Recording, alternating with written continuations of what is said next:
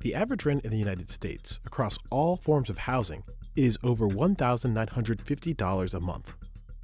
Prices are falling in the West and South, but still rising in the Midwest and Northeast. When we moved here, it was around $4,000. In 2023, it's over $6,700. We were going to get a 23% increase, which we felt was like an eviction notice. It was an eviction notice. Experts say the U.S. needs to build over 4 million new apartment homes by 2035 to keep pace with demand. Otherwise, the pricing power of landlords may grow. There's not enough housing in the U.S., so guys like us that own 80,000 well-located apartments, we're still in a pretty good spot. A group of large landlords is now being sued for their approach to business. The lawsuits focus on their agreements with RealPage, a major provider of property management software. Effectively, RealPage is facilitating a housing cartel. If that's true, will landlords owe their tenants money? And what will that mean for the future of home rental prices in the United States?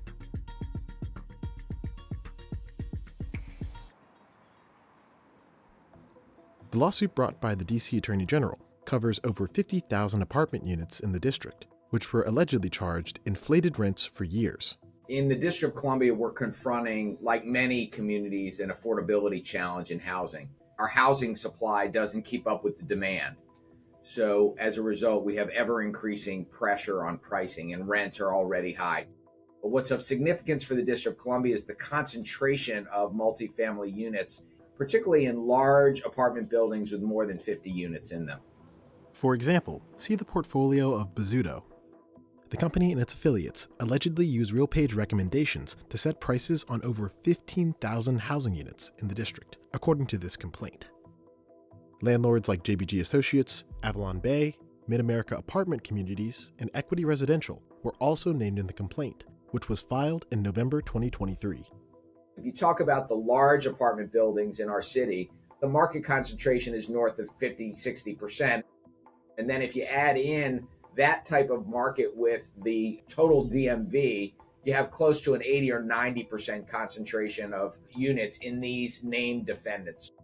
They are not only providing housing in the District of Columbia, these are national players. For example, Greystar managed over 700,000 units in 2023. 3 of the 14 named defendant landlords filed motions to dismiss the case in January 2024, according to D.C. Superior Court records. An initial conference for the case is scheduled for May 2024. The defendant landlords declined to comment on pending RealPage litigation. This lawsuit and others focus on the software that's provided by Richardson, Texas-based RealPage.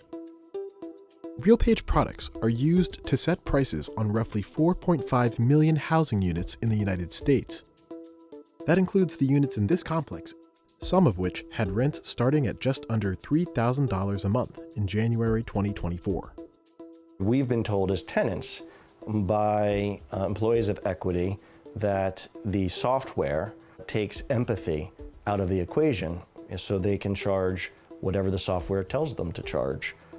Property managers started to price apartments with RealPage products in the mid-2000s. It's pretty much unequivocal. Just turning the system on and letting it perform will outperform your manual analyst. There's almost no way it can't. Jeffrey Roper is the inventor of YieldStar. The product was acquired by RealPage in 2002. Its model was combined with another software, Lease Rent Options, and reintroduced in a new AI tool dubbed AI-RM for short. So you're going to find large REITs and portfolios out there. Absolutely, it's everywhere. You know, I can tell you from the design of YieldStar, it is not directly looking at what the guy across the street is doing in order to determine my rents. He has pieces falling into vacancy points in time that I do not have.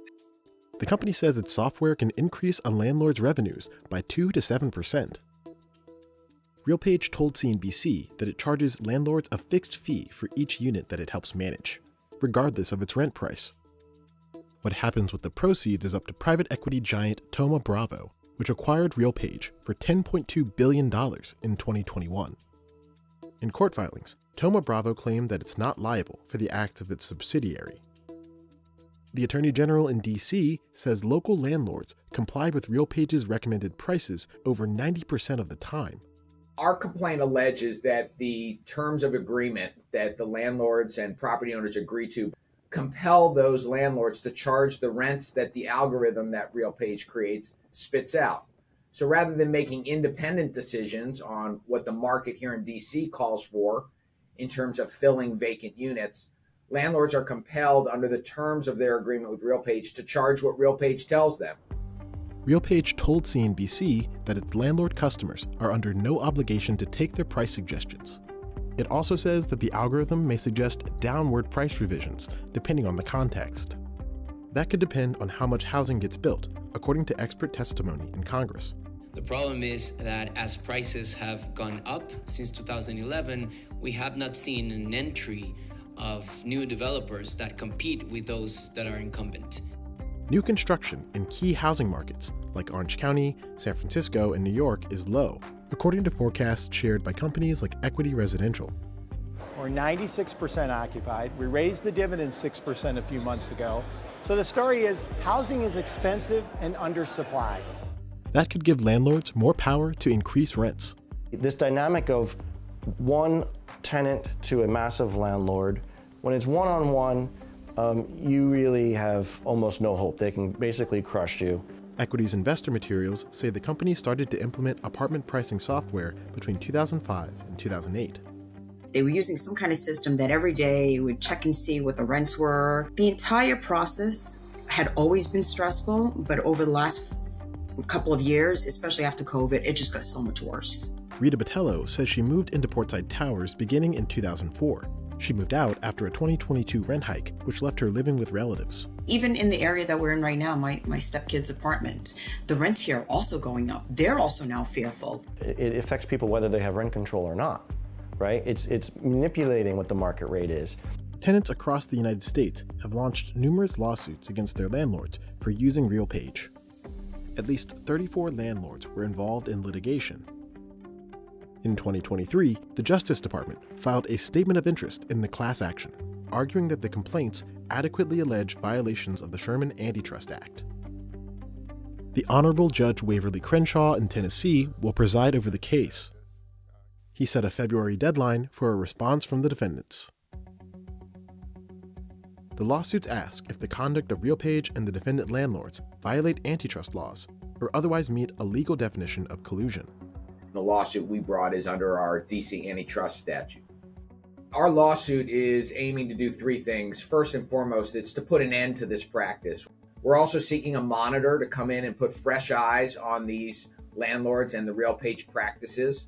And then finally, we're seeking monetary damages, penalties, but also restitution for tenants who have been unfairly and illegally required to pay inflated rents higher than what a naturally competitive market would have set for them. These systems are carefully designed to avoid collusion, to avoid conflict with fair housing and any other regulatory environment. As we analyze the markets, we find the opportunity for pricing dominance to be really questionable. There's just not as much concentration as we like to see in the markets. Roper, the inventor of YieldStar, now develops revenue management software for the e-commerce industry. Similar products are also used in hotels, grocery stores, and to set prices on toll roads. Back in Jersey City, tenants at Portside Towers believe their building is subject to rent control. The local housing authority agreed, ordering restitution that's potentially worth millions of dollars. Equity Residential told CNBC it's filed a lawsuit in federal courts challenging that decision, which was separate from the RealPage complaints. But for the city's non-enforcement, we wouldn't be subject to RealPage software or even market rate. There is no market rate under rent control. We not only lost our home, but we lost our community. We lost everything. The Attorney General in DC hopes his case will preserve housing affordability in the district. It's not only illegal and unlawful. In this day and age, it's just immoral and wrong. And that's why we felt it necessary to bring this antitrust lawsuit when we did.